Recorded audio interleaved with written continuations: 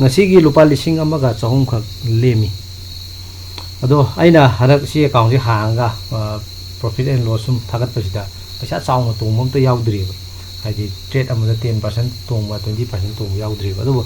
si account si hang ding ga haitara ngasi den tha ani ahum gi mamangda trade tawba matamda thamdra yamdra bada trade amada 10% phangbudi amu yawe duga atopa trade na mang bai tar atai di mang ba loss and chatpa duga trade amani di khra song phangba adugi sawna phangbaduna plus minus khaido khra ga paisa khra ga di lem yam da buwa duga mang ba tha su sum yawi adumai na torom ne do hana ki tha chi de paisa chawna phangba si yaw de adu khra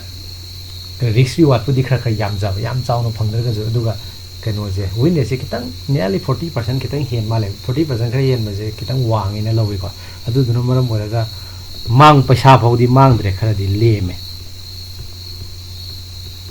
ko last 30 days yeng muda kari mu taw sin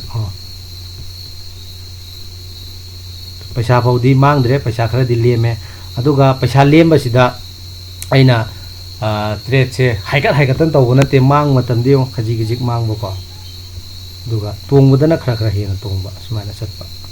mayam sida lupa lising kun ga tongmudi yawde bo yawdi yaw khini bo